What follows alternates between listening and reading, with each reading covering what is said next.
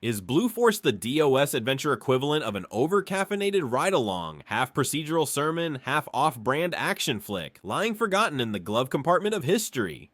Rhetorical question. Self-answer. Obviously, yes. Jim Walls, the ex-highway patrolman who gift-wrapped Police Quest for Sierra, split from Oakhurst in '92, joined Tsunami Media, and immediately decided that gamers everywhere deserved a spiritual successor that shouted "follow the rules" louder than a DMV audio loop. The result landed in 1993, a VGA cop thriller that mixes methodical evidence bagging with daytime soap vengeance, then sells an add-on service that let real players mail in a videotape so their pixel head could cameo at City Hall for a measly $29.95. Peak 90s, right? Underrated? Completely. Overhyped? How can a game be overhyped when half the hobby still spells its title Blue Force as 2 words and assumes it's a Sega beat 'em up? It's neither cornerstone nor curiosity cabinet trinket. It's the intermediate evolutionary fossil connecting Sierra's point-and-click era to the full FMV wave that would swamp CD-ROM bins within a year. And if that sounds grandiose, trust me, no other adventure ever greets you with a police motorcycle, a ticket book, and an in-universe coupon promising to inject your likeness into its VGA canvas. That coupon is my absurd red thread, and I plan to tug it until somebody issues me a citation. Historical context.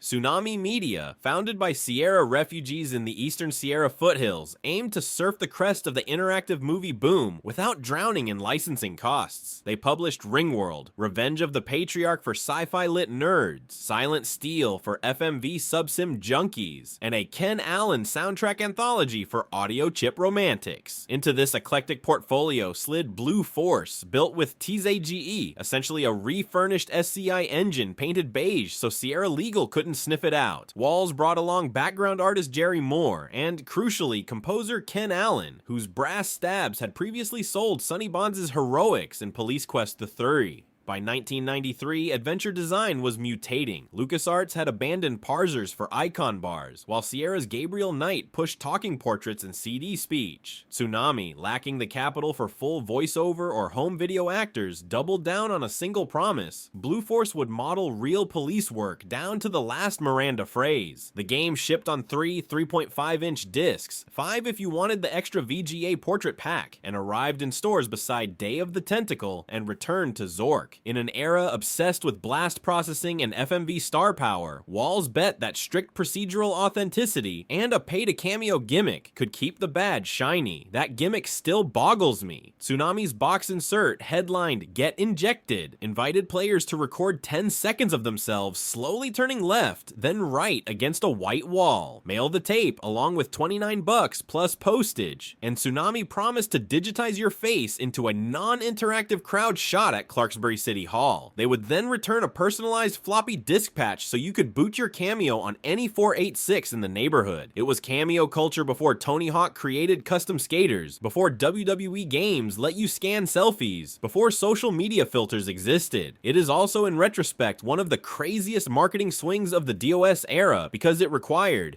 A camcorder, B, parents who wouldn't tape Days of Our Lives over your submission, and C, faith that a small California studio wouldn't vanish before mailing the disc back. I never scraped together the cash. My summer job money went to Sound Blaster upgrades, but the very idea seared itself into my teenage neurons, where it remains, pulsing like a neon open sign. Mechanic's badge before bluster. You step into the sensible shoes of rookie officer Jake Ryan, a patrol cop with raw nerves and a decades-old vendetta. The interface sports 5 icons: walk, look, talk, hand, and badge, arrayed around a blue ribbon UI. There's no explicit notebook button. Instead, invisible event flags track whether you followed protocol. Skip a step and the game either deducts points or slaps you with an immediate game over reminiscent of a captain yanking your gun and badge. I once forgot to radio in a license plate before approaching a speeder, and the screen cut to a text reprimand so smug it could have been printed on a parking ticket. Officer Ryan, procedure is not a suggestion. Reload City. Morning Shift Motorcycle Patrol. The opening act throws Jake onto a police bike cruising the coastal highway near Clarksburry, a lightly reskinned Santa Cruz. It's a side-scroll segment where you accelerate with the arrow keys and tap Carl for the blinker. Ignore the blinker and dispatch squawks. Blow a stop sign and a dramatic crash animation barrels in from stage right, totaling the bike, ending the shift, and punting you back to the main menu. This is Road Rash with no punching, just paperwork rage. Pulling over a violator launches a conversation screen. You must greet, identify, request license, and wait for the license to change hands before clicking the radio icon. Jump the order, you're docked points. Forget to return documents, same punishment. The game's friction becomes its texture. Every mundane chore is a rivet you can hear squeaking. Crime scene rigor mortis Walls' fetish for evidence handling puts classic adventure object puzzles to shame. At a liquor store robbery, you must photograph shell casings, bag them, then label each bag with the pre-printed property tag sitting 2 screens away in the cruiser trunk. Photographing happens through a camera cursor that overlays crosshairs. Bagging swaps to an inventory subscreen where you drag the casing icon onto a plastic pouch. Miss the label and the chain of custody flag fails silently until the district attorney tosses the evidence during a post-mission wrap-up. Nothing bleeds player morale faster than realizing our 3 mistakes invalidate our 6 victories. Hospital interlude. Midway through his investigation, Jake's patrol bike gets sideswiped by a black van tied to gunrunner Bradford Green. The crash slams the narrative into a hospital screen. Your energy bar is literally a heart rate monitor. Push the call button timely, sip water, sign release papers, or flatline and reload. The sequence is short but potent, grounding the whole noir melodrama in bodily frailty. It also introduces the head injection cameo payoff. During discharge, a nurse mentions those digital head jobs over at City Hall. Sly product placement for Tsunami's offer. Station routine and squad banter back at the precinct. Locker room talk doles out hints. Partner Doug Kindle, a donut theorist in mirrored shades, drops Danny Glover grade lines. "I'm getting too old for traffic accidents, kid," while the younger beat cop, Carla, quotes Terminator 2 as she triple checks her Glock. This banter hides gameplay tips. Doug practically telegraphs the correct sequence for a domestic violence call. Radio first, approach left, watch those stairs. Ignore the chatter and you flub a step which slashes your score, or worse, trips a fatal cutscene. The yacht sting. The grand finale has U-Tail Green's motor yacht, stakeout style. Using binoculars, you must capture 3 photos. Crates marked scuba gear. Sarcasm, courtesy of pixel artists. Nico Dillon unloading assault rifles, and an overheard exchange referencing the 1984 double homicide. Snap everything, radio it in, and wait for the Coast Guard. Storm the boat prematurely? Dillon flashbangs you, cueing a game over. Wait patiently, use the spotlight, hail over the megaphone, and the suspects surrender into a cut scene where Jake finally sees his parents' killer cuffed. Revenge is served chilled, like rationed coffee in the station commissary. Failure Fest. Mishandle your service weapon after a shootout? Internal Affairs suspends you. Enter an evidence room without signing the logbook? The game ends with a text wall longer than a Miranda card. Walls merges Sierra's love for insta-death with his own love for training manual scolding, creating gameplay that thrives on paranoia. The only safe path is the right path. And the right path is whatever the California Penal Code scribbles in its margins. Legacy and influence commercially. Blue Force made smaller ripples than a pebble dropped in a water cooler jug. Tsunami folded by 1996, their final newsletter promising exciting interactive TV projects moments before the lights went out. Yet the game's ideas seeped sideways. Ken Allen's dynamic MIDI score, scaling tension based on invisible threat variables, proved you didn't need iMuse to make adaptive music. Micro titles like Outlaws, 1997, and even SWAT 4, 2005 would refine that trick, but Blue Force planted the seed.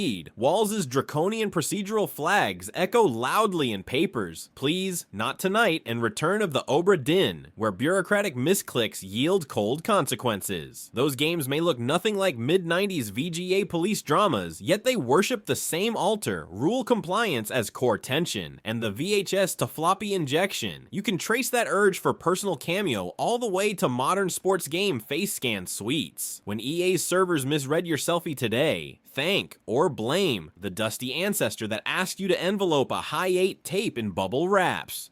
Preservationists keep Blue Force alive via Scum VM, though it still sits behind a good, unsupported compatibility flag. The community's biggest hurdle is the compressed voiceless disk space. Without CD audio or actors, modern players misread its somber MIDI horns as comedic. Meanwhile, speedrunning shuns the title because its unskippable patrol loops throttle any potential world record. But archivists appreciate its unfiltered snapshot of early 90s software morality, a time when designers believed video games could teach civilians that procedure saves lives. As for the Cameo service, collectors cite only 2 confirmed return discs in existence, both featuring different teen faces awkwardly grafted onto City Hall tourists. One floppy surfaced on Reddit last year, the owner booted it under DOSBox, grabbed screenshots, then locked the disc in a fireproof safe. The other belongs to Jim Walls himself. During a 2014 Classic Gaming Expo panel, he produced the disc from his blazer pocket like a detective flashing a warrant. The applause that followed was half nostalgia, half disbelief that $29.90's dollars could buy you permanent residence in a 256 color time capsule. Closing paragraph plus score, replaying Blue Force in 2025 feels like rifling through an evidence locker sealed since Clinton's first term. Dusty, definitely dated, undeniably instructive. Jim Walls' obsession with procedure turns mundane acts, parking, photocopying, labeling, into high-stakes button combos that predate modern indie bureaucracy simulators